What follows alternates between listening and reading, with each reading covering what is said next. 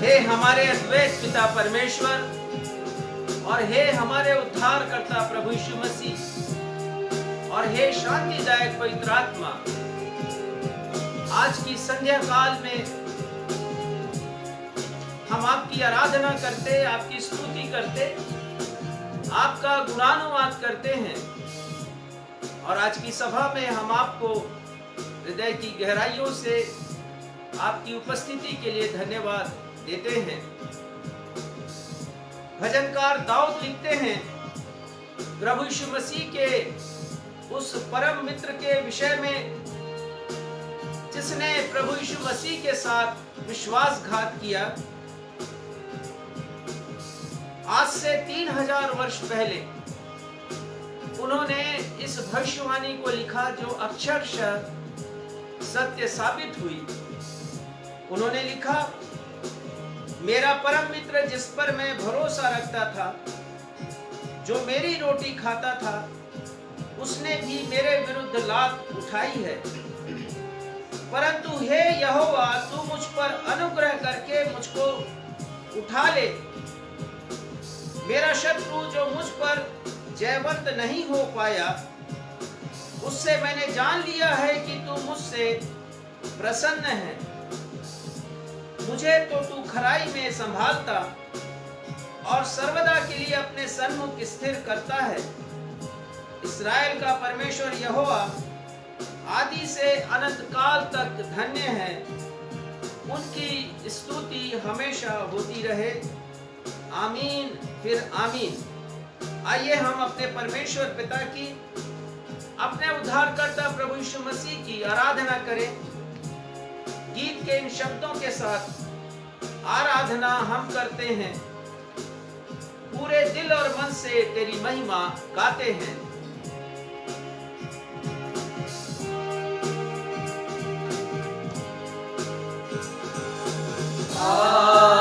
आराधना हम करते हैं, पूरे दिल और मन से तेरी महिमा गाते हैं। आराधना हम करते हैं, पूरे दिल और मन से तेरी महिमा गाते हैं। और हम कहते हैं, दिल से कहते हैं, और हम कहते हैं, दिल से कहते हैं, आ प्रभु यीशुआ, मुझसे हो तेरी महिमा।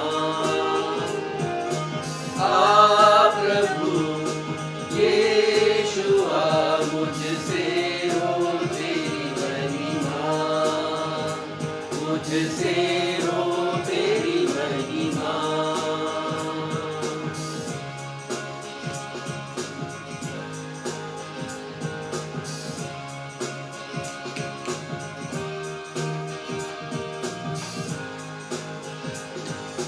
तेरे भवन में हम आते हैं, सारा आदर हम तुझको देते हैं। और हम कहते हैं, दिल से कहते हैं, और हम कहते हैं, दिल से कहते हैं, आ प्रभु यीशुआ, मुझसे हो तेरी महिमा। आ प्रभु यीशुआ, मुझसे हो तेरी महिमा, मुझसे हो तेरी महिमा, मुझसे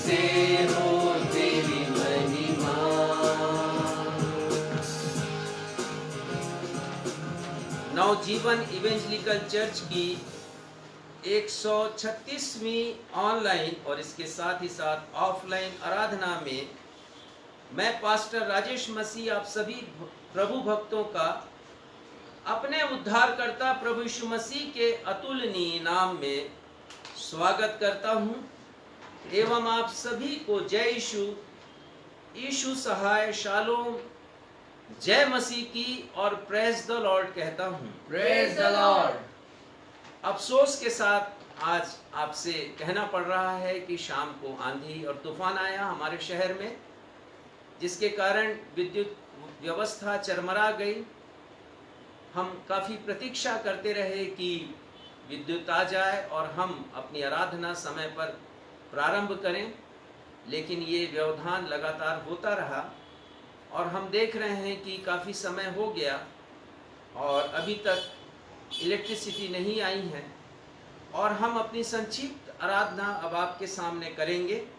आप सभी से हम क्षमा चाहते हैं क्योंकि काफ़ी विलंब से विद्युत प्रवाह के नहीं होने के कारण हमें अपनी आराधना प्रारंभ करनी पड़ी और अब समय है कि हम सीधे परमेश्वर के वचन में आएं और ये देखें कि परमेश्वर आज अपने वचन के माध्यम से हमसे क्या बातें करना चाहते हैं।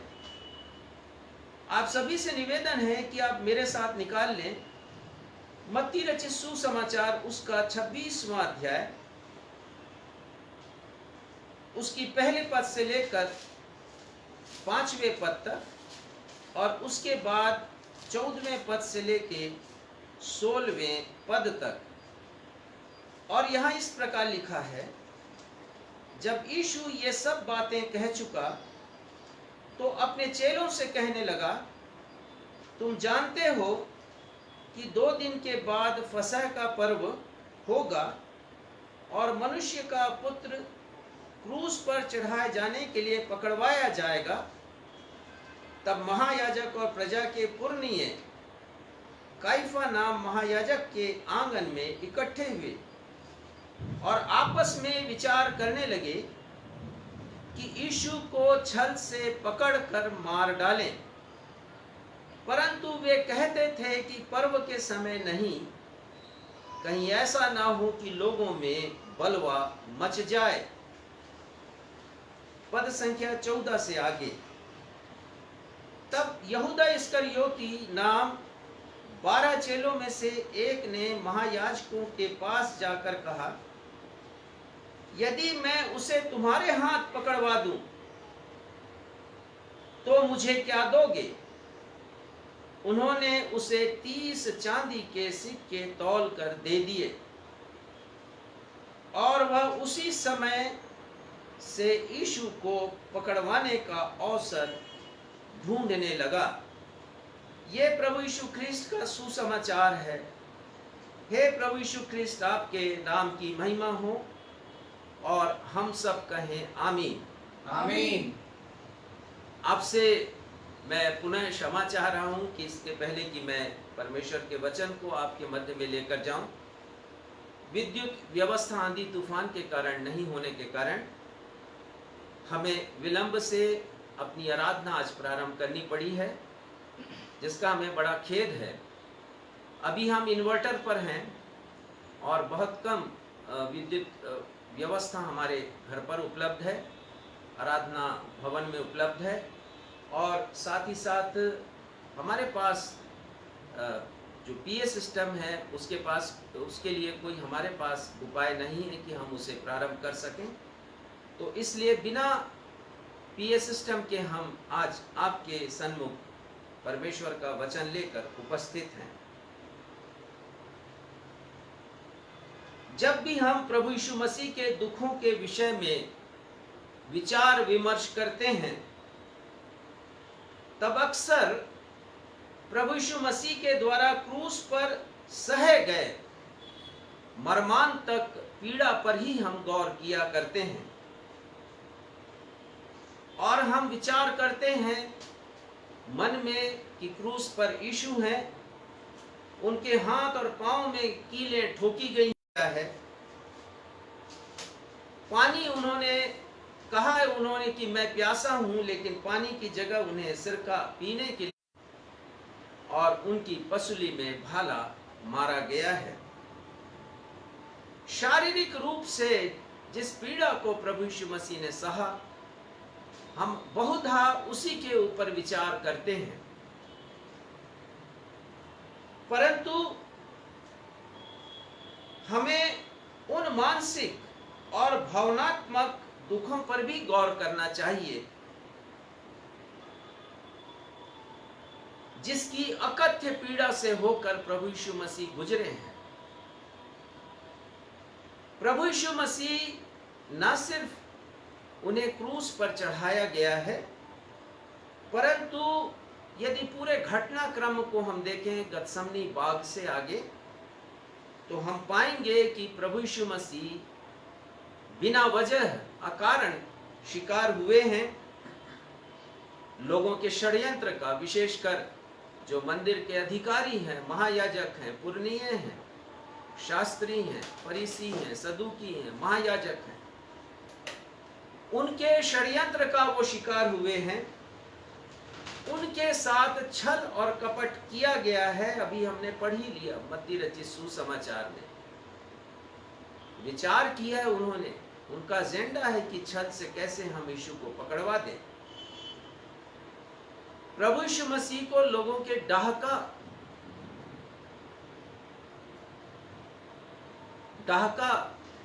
से वो पीड़ित हुए और प्रभु यीशु मसीह धोखाधड़ी, प्रतिशोध, गद्दारी और घृणा का शिकार हुए हैं। प्रभु यीशु मसीह के साथ विश्वासघात किया गया, उन्हें अपमानित किया गया, उनके साथ अन्याय हुआ, उनकी निंदा की गई। ये सब मानसिक और भावनात्मक पीड़ा है जिससे होकर प्रभु यीशु मसीह गुजरे हैं, और बहुधा हम बहुत कम विचार करते हैं इसके ऊपर। प्रभु यीशु मसीह शिकार हुए हैं अकारण करप्ट पॉलिटिक्स अर्थात भ्रष्ट राजनीति का। प्रभु यीशु मसीह शिकार हुए हैं मसल पावर अर्थात बाहुबली, क्योंकि बहुत से बाहुबली थे वहां पर जिन्होंने यीशु मसीह को यातनाएं दी हैं, न सिर्फ शारीरिक परंतु मानसिक और भावनात्मक पीड़ा। और प्रभु यीशु मसीह धनबल का भी शिकार हुए हैं, मंदिर की सफाई की है, और संत लूका लिखते हैं कि रईस भी प्रभु यीशु मसीह से घृणा करते थे क्योंकि उन्होंने उनके व्यापार को वहां पर रोका था। प्रभु यीशु मसीह को मिले मानसिक और भावनात्मक दुखों की कल्पना करने की हमें आवश्यकता है। ये सच है कि शारीरिक पीड़ा हम सह सकते हैं, और शरीर में यदि जख्म हमें मिला है किसी के हाथों, तो उसकी हीलिंग भी, उसकी चंगाई भी जल्दी ही हो जाती है। परंतु लोगों के नकारात्मक व्यवहार और कठोर वाणी और अपशब्दों से यदि हमें मानसिक आघात पहुंचा है, हमारी फीलिंग्स हर्ट हुई हैं, तो वो पीड़ा असहनीय होती है। प्रभु यीशु को लोगों ने क्रूस की मर्मांतक पीड़ा में भी नहीं छोड़ा, उनके मन को आहत करने से, उनकी फीलिंग्स को हर्ट करने से। जब यीशु मसीह क्रूस पर हैं तो सुसमाचारों में पढ़ते हैं कि लोगों ने ठट्ठा किया प्रभु यीशु मसीह के साथ, ताने मारे हैं प्रभु यीशु मसीह को, उनका उपहास किया है और अभद्र भाषा का, अशोभनीय भाषा का उपयोग भी उन्होंने किया है, गालियां उन्होंने बकी हैं। प्रभु यीशु शारीरिक, मानसिक और भावनात्मक पीड़ा से होकर गुजरे, लेकिन एक व्यक्ति ने प्रभु यीशु मसीह को सर्वाधिक पीड़ा पहुंचाई है, सबसे अधिक दुखित किया है, और वह व्यक्ति कोई और नहीं, उनका प्रिय मित्र और शिष्य यहूदा इस्करियोती है। चारों सुसमाचारों में और प्रेरितों के काम में, इसका मतलब नए नियम की प्रथम 5 पुस्तकों में उसके नाम के आगे जहां जहां उसका नाम आया है तो उल्लेख किया गया है एक विशेषण के साथ उसके नाम को, और लिखा गया है यहूदा इस्करियोती, जिसने यीशु को पकड़वा दिया। प्रभु यीशु मसीह को पकड़वाने वाला यहूदा इस्करियोती। हम उसके नाम की पहले व्याख्या देखेंगे। यहूदा इस्करियोती जितना आकर्षक नाम है उतना ही खूबसूरत उसका अर्थ है। इस्करियोती शब्द दरअसल दो शब्दों के मेल से बना है। इसका मतलब होता है व्यक्ति और करियोत का मतलब है उस शहर का या गांव का नाम जहां से वो रिप्रेजेंट करता था, जहां का वो निवासी था। और ये शहर यरूशलेम के दक्षिण में 23 किलोमीटर की दूरी पर था। तो वो उस शहर से आया हुआ एक व्यक्ति था, तो उसके नाम के साथ उपनाम जुड़ गया इस्करियोती, लेकिन उसका असली नाम यहूदा था। दरअसल कुछ नाम ऐसे होते थे उस जमाने में, प्रभु यीशु मसीह के जमाने में, जो बहुत ही कॉमन हुआ करते थे, जैसे शमौन, जैसे यूहन्ना, याकूब। ये नाम बड़े कॉमन होते थे, तो इनके साथ कुछ उपनाम जोड़ दिया जाता था उनकी पहचान के लिए। तो इसका असली नाम यहूदा था, परंतु इस्करियोती जोड़ दिया गया उसके नाम के साथ ताकि पहचाना जाए कि दरअसल ये यहूदा कौन है। अब यहूदा का अर्थ हम देखेंगे। यहूदा के दो अर्थ हैं यहूदा नाम के। पहला नाम है वह जिसका धन्यवाद किया गया हो, और ये नाम यहूदा का था जो याकूब का चौथे नंबर का बेटा था। लिया से उसका जन्म हुआ था। जब उसका जन्म हुआ, चूंकि उसकी कोख बंद थी, तो परमेश्वर ने उसे आशीषित किया, चौथा पुत्र दिया परमेश्वर ने। क्षमा करेंगे, उसकी कोख बंदी थी, पर चौथा जब पुत्र हुआ उसके, तो उसने उसका नाम दिया यहूदा, जिसका अर्थ होता है जिसका धन्यवाद हुआ हो। और इस नाम का एक और अर्थ है स्तुति और प्रशंसा के योग्य। वह जो स्तुति और प्रशंसा के योग्य हो। तो कितने अच्छे अर्थ हैं उसके नाम के, खूबसूरत अर्थ। वह जिसका धन्यवाद किया गया हो, या जो स्तुति और प्रशंसा के योग्य हो। लेकिन यहूदा इस्करियोती ने कोई भी ऐसा कार्य नहीं किया जो स्तुति, प्रशंसा और धन्यवाद के योग्य होता। प्रभु यीशु मसीह ने इसके विपरीत उसके लिए कठोर शब्दों का प्रयोग किया है। यदि हम सुसमाचार में देखें, यूहन्ना रचित सुसमाचार 6, 70 और 71 पर, तो प्रभु यीशु मसीह कहते हैं अपने शिष्यों से, तुम में से एक शैतान है। प्रभु यीशु मसीह ने साफ कहा है उसके बारे में कि तुम में से एक शैतान है। यद्यपि उस समय स्पष्ट नहीं हुआ था कि कौन है वो शैतान कौन है, लेकिन प्रभु यीशु मसीह ने उसी के लिए कहा था। प्रभु यीशु मसीह कहते हैं तुम में से एक मुझे पकड़वाएगा। पकड़वाने का मतलब है वह जो धोखेबाज है, बिट्रेयर, जो बिट्रे करता है। और उसने बिट्रेट किया प्रभु यीशु मसीह को, धोखे से उसने पकड़वाया है। प्रभु यीशु मसीह ने बड़े कठोर शब्दों का उपयोग किया, टाइटल दिए हैं उसे। प्रभु यीशु मसीह ने कहा एक बार कि वो विनाश का पुत्र है, सन ऑफ डिस्ट्रक्शन, यूहन्ना 7 और उसके 12वें पद में। और इनसे भी गंभीर बात प्रभु यीशु मसीह ने कही है मरकुस 14 अध्याय के 21वें पद में, और उसके लिए हाय शब्द का प्रयोग प्रभु यीशु मसीह करते हैं। वो कहते हैं उसके लिए हाय, जो उन्हें पकड़वाएगा उसके लिए हाय। और आगे कहते हैं यदि उसका जन्म ही नहीं होता तो बड़ा अच्छा होता। प्रभु यीशु मसीह ने उसके लिए इन कठोर शब्दों का प्रयोग किया, जिसके नाम का अर्थ था वह जो धन्यवाद के योग्य हो, वह जिसकी स्तुति और प्रशंसा की जाए। और आज हम इसी यहूदा इस्करियोती के जीवन की 5 कमियों को देखेंगे और जानेंगे कि उसने यदि प्रभु यीशु मसीह को पकड़वाया तो क्यों पकड़वाया, What was the reason behind, उसके पीछे क्या कारण थे, क्यों उसने पकड़वाया है प्रभु यीशु मसीह को, और ये जघन्य पाप उसने क्यों किया है। पहली बात मैं आपको बताऊंगा, और यदि कलीसिया में पढ़ा जा सके तो जरूर पढ़िएगा। मत्ती 26 उसका 5वां पद। पहली बात हम देखेंगे कि यहूदा लालची था, लोभी था, इसलिए उसने प्रभु यीशु मसीह को पकड़वाया। He was greedy। पढ़िएगा मत्ती 26 उसका 5वां पद। परंतु वे कहते थे कि पर्व के समय नहीं, कहीं ऐसा न हो कि लोगों में बलवा मच जाए। हाँ, और उसके बाद 15वां पद पढ़े।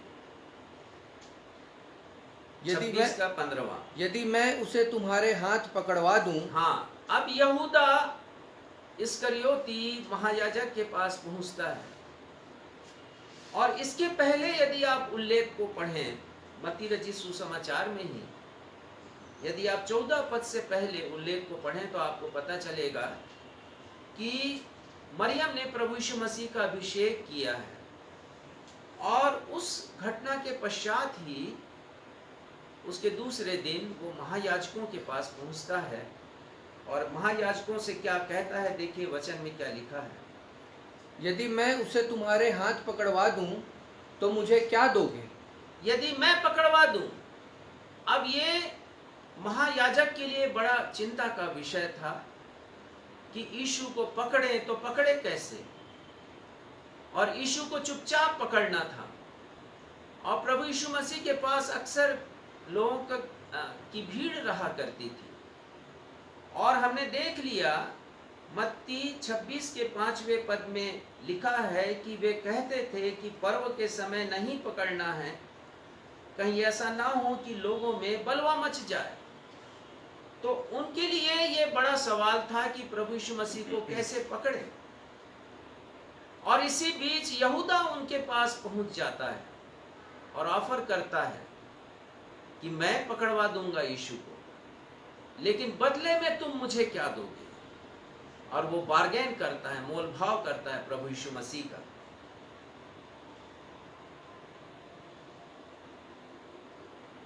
और प्रभु यीशु मसीह को लेकर दरअसल उसकी सारी उम्मीदें ध्वस्त हो गई थी। ठीक एक दिन पहले जब मरियम ने प्रभु यीशु मसीह का अभिषेक किया उस बहुमूल्य इत्र से, तो प्रभु यीशु मसीह ने कहा कि मरियम ने मेरे गाड़े जाने के लिए मेरा अभिषेक किया है। तो वो समझ गया कि प्रभु यीशु मसीह तो 3 बार पहले ही कह चुके हैं कि मैं यरूशलेम जाऊंगा, लोग मुझे पकड़ेंगे और मुझे मारेंगे, और मैं मरूंगा यरूशलेम में, और उन्होंने ये भी कहा कि तीसरे दिन मैं जी उठूंगा। ये सारी बातें उसे स्मरण आने लगी। तो जब यीशु ने 3 बार अपनी मृत्यु की भविष्यवाणी की, और जब उसने देखा कि मरियम ने 300 दिनार से अधिक कीमती इत्र से प्रभु यीशु मसीह का अभिषेक किया, तो वो कहने लगा वहां पर कि ये व्यर्थ क्यों गंवाया गया, ये बहुमूल्य इत्र। भला होता कि इसे बेच दिया जाता, और जो धन हमारे पास आता वो गरीबों के हित में उपयोग किया जा सकता था। लेकिन प्रभु यीशु मसीह ने उसके इस विचार को कोई तवज्जो नहीं दी, तो वो बड़ा निराश हो गया, और उसने समझ लिया कि अब तो खेल खत्म हो रहा है प्रभु यीशु मसीह के मिशन का। दरअसल वो चाह रहा था कि जब वो बेचा जाए बहुमूल्य इत्र, तो 300 दिनार उसकी झोली में आ जाए, और उससे वो कुछ हेरा फेरी करके कमा सके। हम देख रहे हैं कि यहूदा लोभी था, वो ग्रीडी था। तो वह अब सोचने लगा कि यीशु के साथ रहने से क्या फायदा, ये तो 2-4 दिनों का मेहमान है।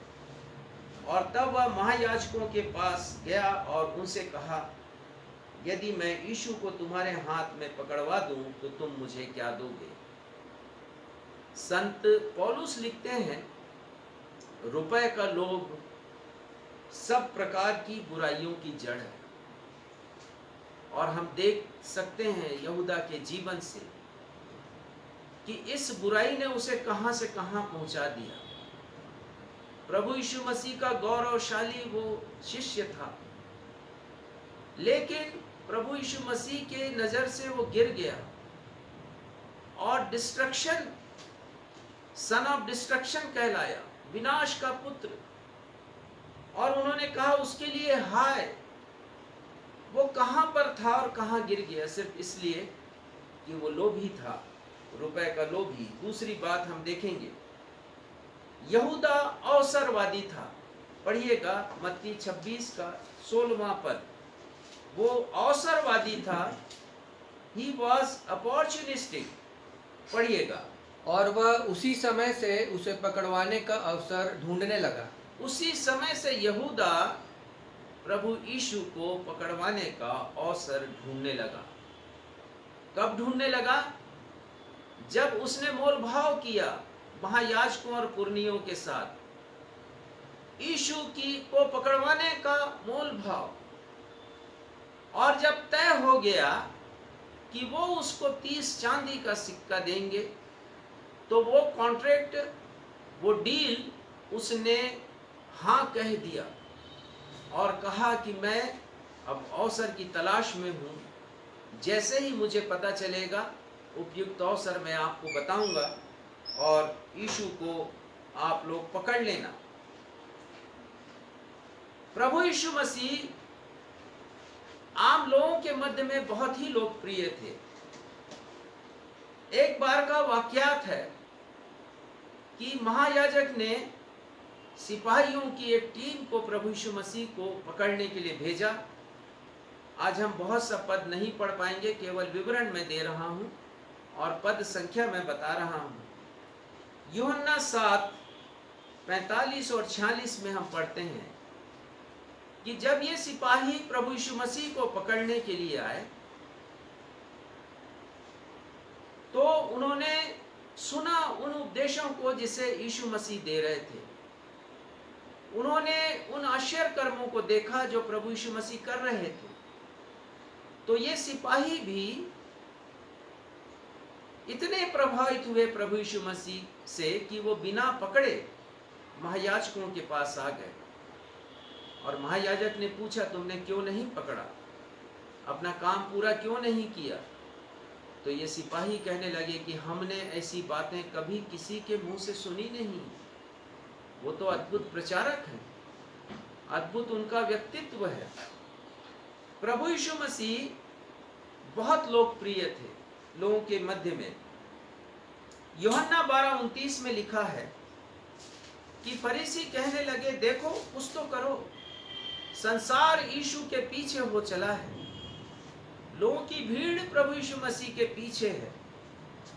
लूका 19:48 में लिखा है कि प्रभु यीशु मसीह जब उपदेश देते थे, दृष्टांत बतलाते थे, तो सब लोग बड़े चाव से यीशु मसीह की बातों को सुना करते थे। पिन ड्रॉप साइलेंस रहा करता होगा जब यीशु उपदेश दिया करते थे। बड़े चाव से लोग यीशु को सुना करते थे।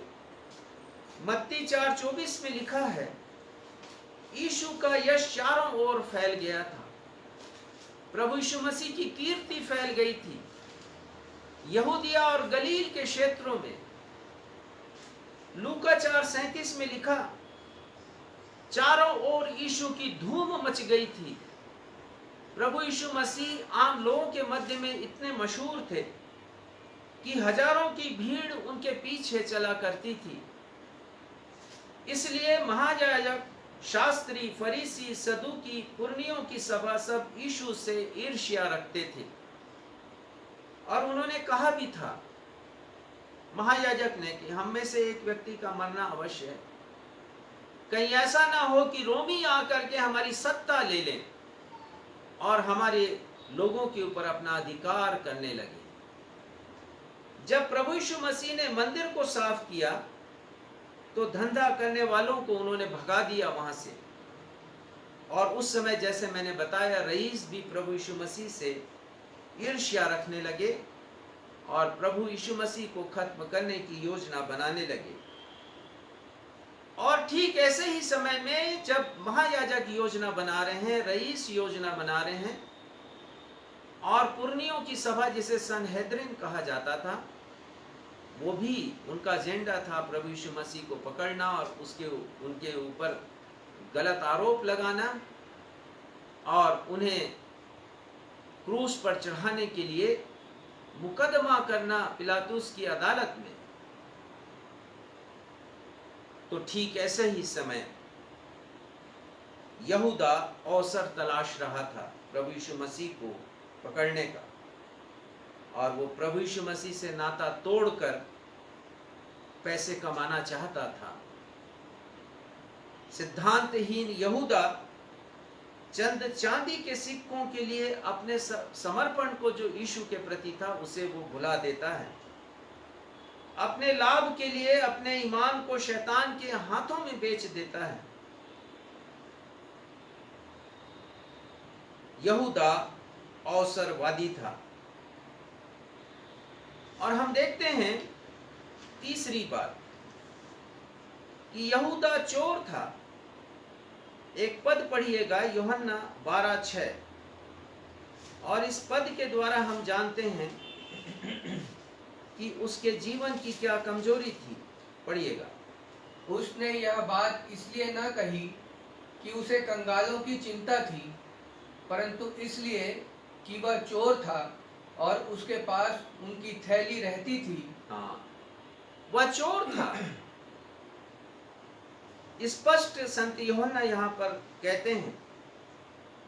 और ये तब का वाकयात है जब मरियम ने अभिषेक किया है प्रभु यीशु मसीह का बहुमूल्य इत्र से। और पहले ही मैं आपको बता चुका हूँ कि उसने कहा था कि कितना अच्छा होता यदि ये अभिषेक नहीं किया जाता, व्यर्थ गंवा दिया गया है, और इसे हम बेचकर गरीबों को भोजन या उनके हित में हम कुछ काम कर सकते थे।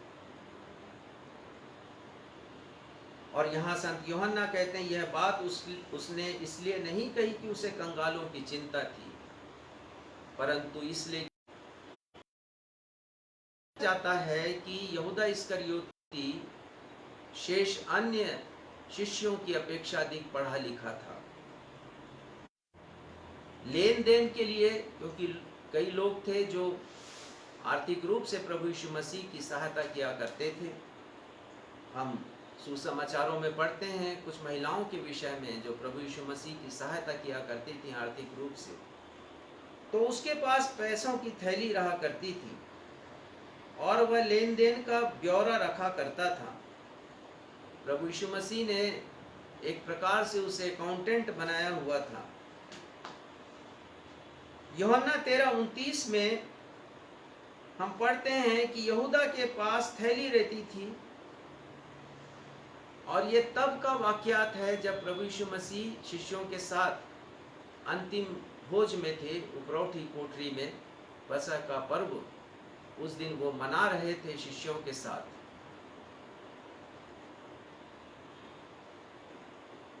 तो प्रभु यीशु मसीह ने कहा कि तुम में से एक मुझे पकड़वाएगा, और उन्होंने रोटी उसे दी खाने के लिए यहूदा को। और लोग नहीं समझ पाए, शिष्य नहीं समझ पाए कि प्रभु यीशु मसीह का इशारा किसकी तरफ है, और वो ये समझ रहे हैं कि यीशु कह रहे हैं उससे कि कंगालों को कुछ दे दे। यूहन्ना 13 अध्याय के 40वें पद में लिखा है कि वो रोटी का टुकड़ा लेकर बाहर चला गया। क्यों गया बाहर वो? क्योंकि उसे पता चल गया था कि भोज के उपरांत प्रभु यीशु मसीह गतसमनी बाग जाएंगे शिष्यों के साथ। और हम सब जानते हैं कि प्रभु यीशु मसीह भोजन करने के बाद अपने 11 शिष्यों के साथ गतसमनी बाग गए थे। और हम पढ़ते हैं कि प्रभु यीशु मसीह प्रार्थना कर रहे थे। प्रभु यीशु मसीह ने निश्चय किया था कि वो रात वहीं व्यतीत करेंगे। तो जब ये बात पता चली यहूदा को, तब वो महायाजकों के पास गया होगा। प्रभु यीशु मसीह ने यहूदा को एक जिम्मेदार पद पर बैठाया था, परंतु अकाउंटेंट होकर के भी वो अपनी स्वयं की अकाउंटेबिलिटी में खरा नहीं उतरा। अपने उत्तरदायित्व का उसने सही निर्वहन नहीं किया। चौथी बात हम देखते हैं कि यहूदा चालबाज था। उसने प्रभु यीशु मसीह के साथ चालबाजी की। एक पद पढ़िएगा, मत्ती 26 उसके पहले पद से लेके 5वें पद तक पुनः इसका वाचन कीजिए, तब हम समझेंगे कि उसकी चालबाजी क्या थी। जब यीशु ये सब बातें कह चुका तो अपने चेलों से कहने लगा, तुम जानते हो कि 2 दिन के बाद फसह का पर्व होगा और मनुष्य का पुत्र क्रूस पर चढ़ाए जाने के लिए पकड़वाया जाएगा। तब महायाजक और प्रजा के पुरनिय कैफा नाम महायाजक के आंगन में इकट्ठे हुए और आपस में विचार करने लगे कि यीशु को छल से पकड़कर मार डालें। परंतु वे कहते थे कि पर्व के समय नहीं, कहीं ऐसा न हो कि लोगों में बलवा मच जाए। ये सब विचार विमर्श चल रहा था उनके मध्य में कि प्रभु यीशु मसीह को पकड़ना है। पहली बात छल के साथ पकड़ना है, दूसरी बात उन्हें मार डालना है, और तीसरी बात यह है कि पर्व के समय, चूंकि फसह के पर्व का समय था, और वो कहते हैं कि पर्व के समय हमें ये काम नहीं करना है। देखिए, मंदिर का काम जिस महायाजक को करना था, याजकों को करना था, और मंदिर के अधिकारियों को, जो सनहेद्रिन थी, सभा थी पुरनियों की, उन्हें करना था। परंतु उस एजेंडा को उन्होंने छोड़ दिया है, और उनका मुख्य विषय अब ये है कि कैसे प्रभु यीशु मसीह को पकड़ें, और वो भी चुपचाप पकड़ें। ऐसा पकड़ें कि किसी को कानों कान खबर ना हो। और जैसा मैंने पहले बतलाया आपको कि जब प्रभु यीशु मसीह अंतिम ब्यारी में अपने शिष्यों के साथ थे, तब उनका वार्तालाप हुआ यहूदा के साथ, और हमने देखा कि कैसे वो उस स्थान को छोड़कर चला जाता है, क्योंकि उसे वो रहस्य का पता चल गया कि प्रभु यीशु मसीह अब कहाँ जाएंगे। रात्रि का समय था, मध्य रात्रि का समय, और वो उसी समय महायाजकों के पास आता है, अर्थात गुरुवार की रात को। और यूहन्ना 13:2 पढ़िएगा, तब पता चलेगा आपको आगे की क्या हुआ। यूहन्ना 13:2। और जब शैतान शमौन के पुत्र यहूदा इस्करियोती के मन में यह डाल चुका था कि उसे पकड़वाए, तो भोजन के समय तो यीशु को पकड़वाने के लिए उसे ये पता चल गया, और शैतान यहूदा के मन में डाल चुका था कि तुझे यही समय है यीशु मसीह को पकड़वाना है। उसके बाद हम पढ़ते हैं कि प्रभु यीशु मसीह ने अपने शिष्यों के पांव धोए, और अद्भुत शिक्षा प्रभु यीशु मसीह ने दी है सेवक बनने की, दीन बनने की। और ऐसे समय में यहूदा इस्करियोती महायाजकों के पास है, और उन्हें वो बता रहा है कि प्रभु यीशु मसीह कहाँ पर मिलेंगे और मैं कैसे उन्हें पकड़वाऊंगा। संत यूहन्ना लिखते हैं कि यूहन्ना 13 के 21वें पद में प्रभु यीशु मसीह ने कहा, ये बात ये बातें कहकर यीशु आत्मा में व्याकुल हुआ। कौन सी बातें कहकर? 10वें पद को पढ़िएगा। तुम सब के सब शुद्ध नहीं हो। 11वें पद में यीशु कहते हैं, यीशु अपने पकड़वाने वाले को जानता था, इसलिए उन्होंने कहा था कि तुम सब के सब शुद्ध नहीं हो। और फिर यीशु कहते हैं कि तुम में से एक मुझे पकड़वाएगा। और प्रभु यीशु मसीह बहुत व्याकुल होते हैं। शिष्य पूछते हैं, हे प्रभु वह कौन है? यीशु कहते हैं, जिसे मैं रोटी का टुकड़ा दूं वही है। और प्रभु यीशु मसीह ने रोटी के टुकड़े को डुबाकर यहूदा को दिया है। और मैंने आपको पहले ही बताया है कि वो टुकड़ा लेकर यहूदा वहां से चला गया, क्योंकि शैतान उसमें समा गया था। प्रभु यीशु मसीह ने कहा, जा, जो तू करता है तुरंत कर। ये प्रभु यीशु मसीह और यहूदा के मध्य में वार्तालाप हुई है, और अन्य शिष्य इसको नहीं समझ रहे हैं।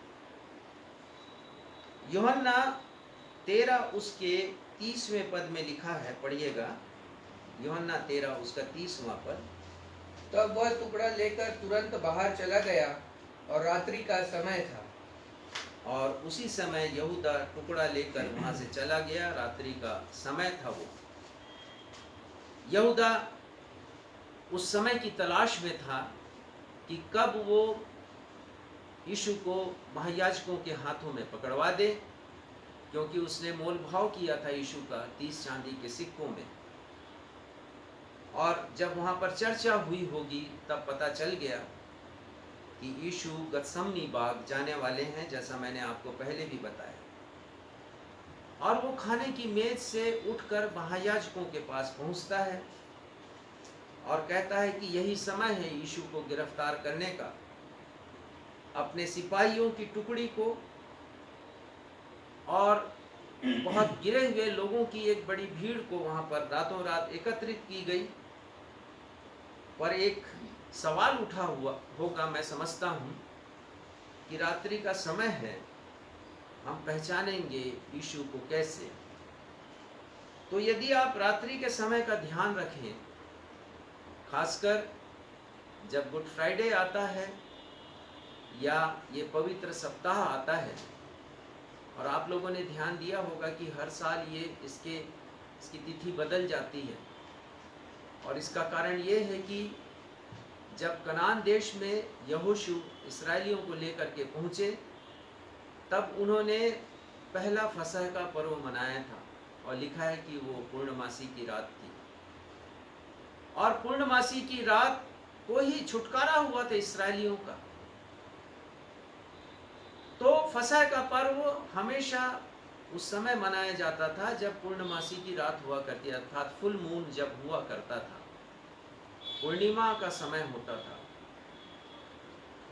और उस गुरुवार की रात्रि में भी पूर्णिमा का ही समय था। और आप देख लेंगे अभी भी इस होली वीक में ही पूर्णिमा का समय आता है, और इसलिए तिथि बदलती है। ये भेद भी मैं आपको बता रहा हूं। तो सवाल ये उठा था कि प्रभु यीशु मसीह को कैसे पकड़वाया जाए, क्योंकि रोशनी होगी नहीं पर्याप्त, चांदनी की रोशनी होगी वहां पर। उस जमाने में हर कोई सफेद वस्त्र पहना करते थे, और चूंकि सैलून की व्यवस्था नहीं थी कि लोग रोज शेविंग कर सकें, तो सबों की दाढ़ियां भी होती थी, और वो बड़ी दाढ़ियां होती थी। तो रात का धुंधल का है, कैसे यीशु को पहचाना जाएगा? और ये काम, इस काम को यहूदा ने आसान किया। उसने कहा कि जिसे मैं हे गुरु कहूं और जिसे मैं चूमूं तो समझना वही यीशु है, क्योंकि उस जमाने की व्यवस्था थी कि सही व्यक्ति को ही पकड़ना है, और आज भी वही व्यवस्था है, ताकि मुकदमा चले तो उसके ऊपर ही आरोप लगाए जाए जिसे अपराधी घोषित किया जा रहा है। तो जो अपराधी है उसी को पकड़ना है। तो रात्रि के प्रकाश में जब यीशु को पहचानना बड़ा मुश्किल था, तो उस समय ग्रीन सिग्नल देता है यहूदा इस्करियोती, और वो एक टुकड़ी के साथ, सिपाहियों की टुकड़ी के साथ और बहुत गिरे हुए लोगों की टुकड़ी के साथ वहां पर वो पहुंचता है। कुछ पद को हम देखेंगे, मरकुस 14 अध्याय और 43वां पद। यीशु गतसमनी में है, उन्होंने प्रार्थना की है, वो बहुत व्याकुल हुए हैं क्योंकि उनके सामने प्याला रखा हुआ है और हृदय उनका बहुत खेदित है। और ऐसे समय में जबकि वो प्रार्थना कर रहे हैं, सारे शिष्य सोए हुए हैं, तो क्या वर्णन करते हैं संत मरकुस, हम पढ़ेंगे मरकुस 14 उसका 43 पद और आगे। वह यह कह ही रहा था कि यहूदा जो 12 में से था, अपने साथ महायाजकों और शास्त्रियों और पुरनियों की ओर से एक बड़ी भीड़ तलवारें और लाठियां लिए हुए तुरंत आ पहुंची।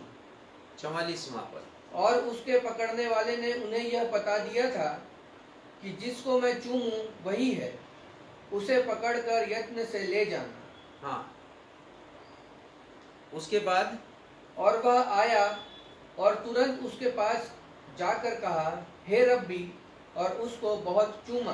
प्रभु यीशु मसीह को उसने बहुत चूमा और उन्होंने प्रभु यीशु मसीह को गिरफ्तार कर लिया।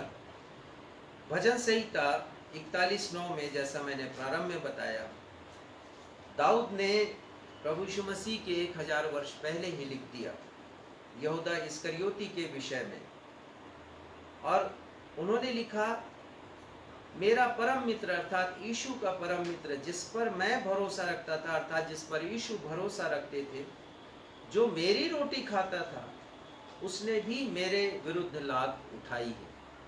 कितना सत्य राजा दाऊद ने लिखा, सत्य भविष्यवाणी ये यहूदा के बारे में।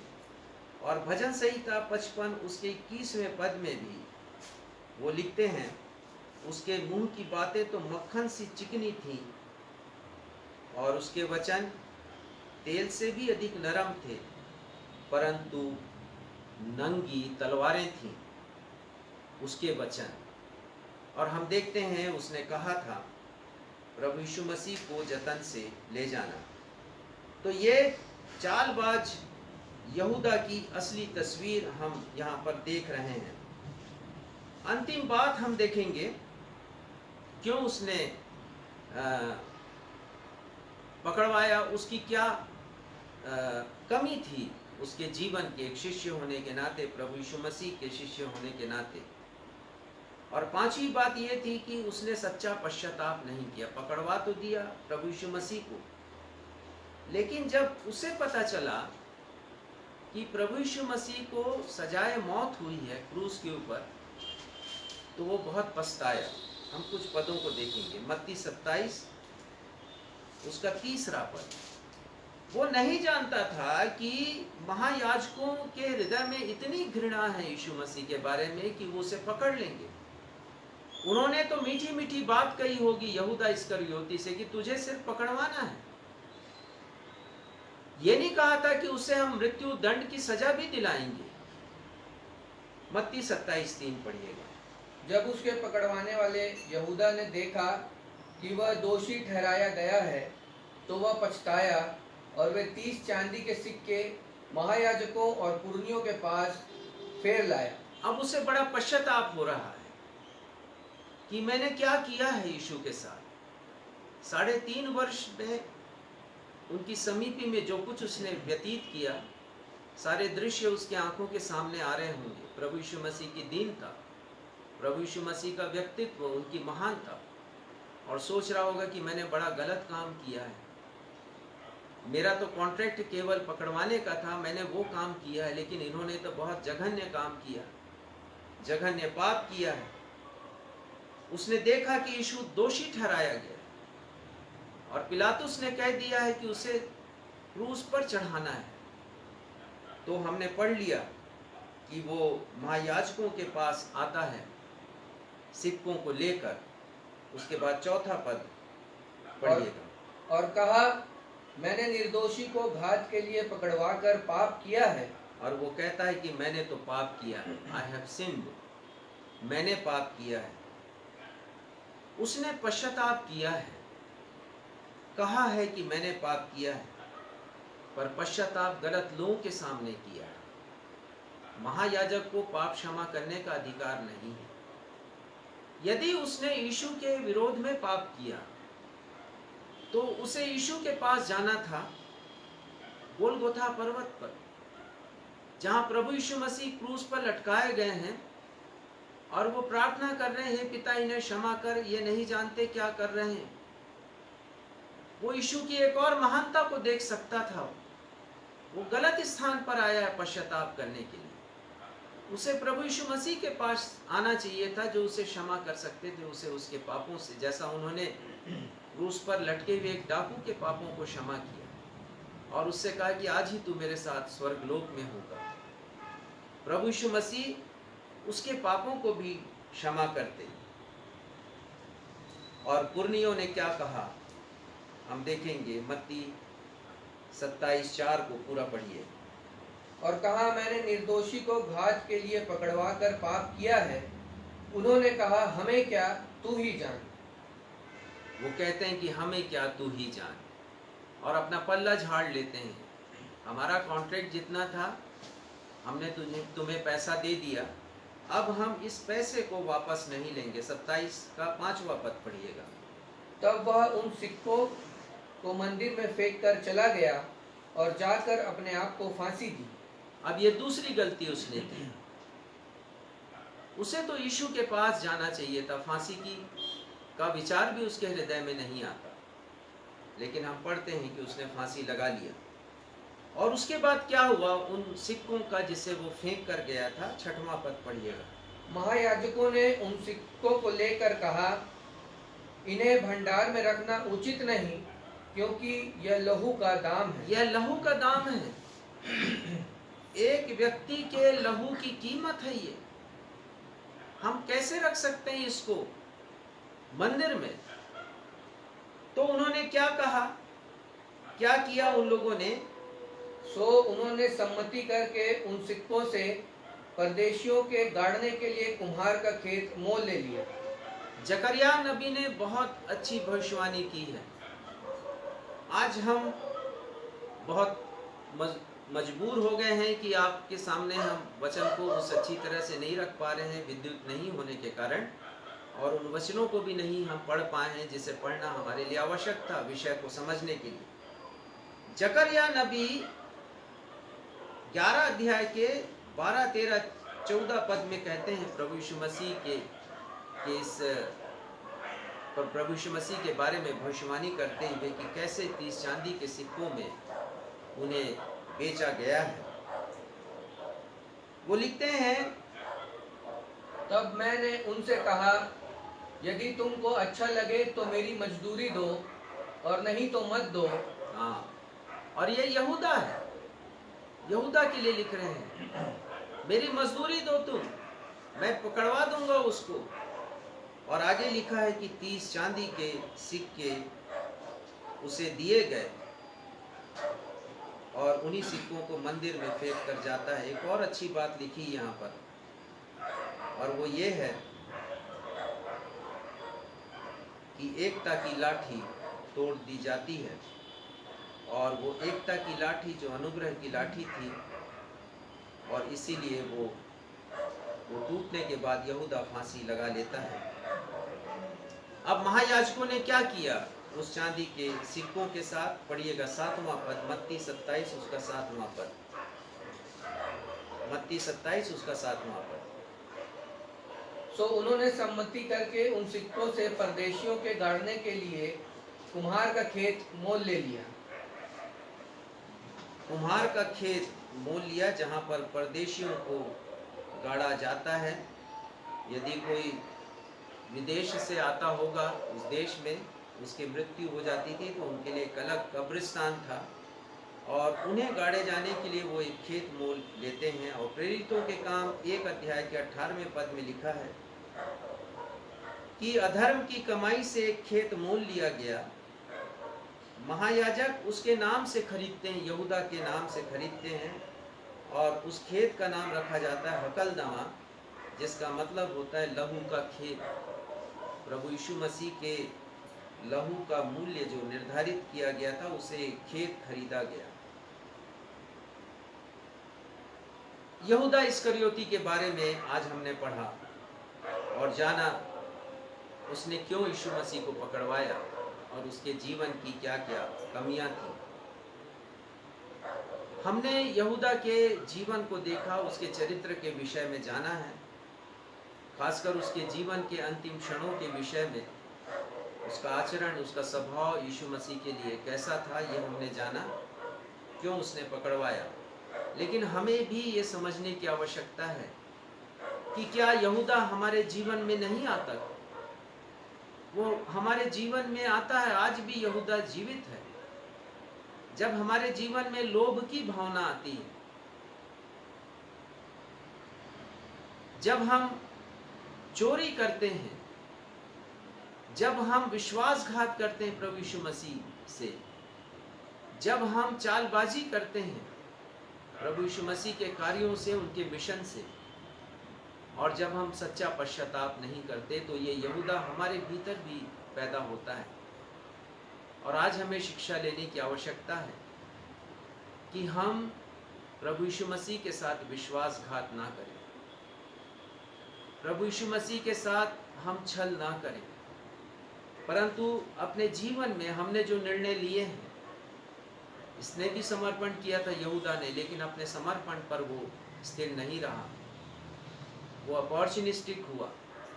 हम अवसरवादी ना बने, परंतु हम प्रभु यीशु मसीह के पीछे जो हमारा समर्पण है, उसे हम पूरा करें। इन वचनों के साथ परमेश्वर पिता आप सभी को अपनी आशीषों से परिपूर्ण करें। आइए हम प्रार्थना करेंगे। ये हमारे पिता, हम धन्यवाद देते हैं कि आज वचन के द्वारा आपने हमसे बातचीत की है। यहूदा इस्करियोती के जीवन को हमने देखा और हमें बड़ा दुख होता है पिता, जब हम उसके जीवन की इन कमजोरियों को देखते हैं, उसके जीवन के पापों को देखते हैं, और हमें लगता है कि यहूदा इस्करियोती ने आखिर ऐसा किया तो किया क्यों। लेकिन पिता, हमें खुद अपने आप भीतर झांकने की आवश्यकता है कि क्या हम अवसरवादी तो नहीं है। कभी हम आपकी तरफ होते हैं, कभी संसार की तरफ चले जाते हैं। कहीं हम लोभी तो नहीं हैं, कहीं हमने कलीसिया के उन कार्यों को जिसे हमें करना था, हमने कोई हेराफेरी तो नहीं की।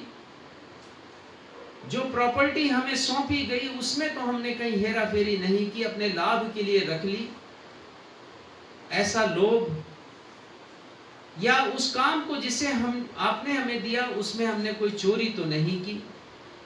हमारी प्रार्थना है पिता कि हम इस बात के ऊपर आज रात विचार विमर्श करें। विचार विमर्श करें पिता कि कहीं हमने आपके साथ धोखाधड़ी, चालबाजी तो नहीं की है। विचार करें इस बात के लिए कि हमने सच्चा पश्चाताप किया है या नहीं किया है।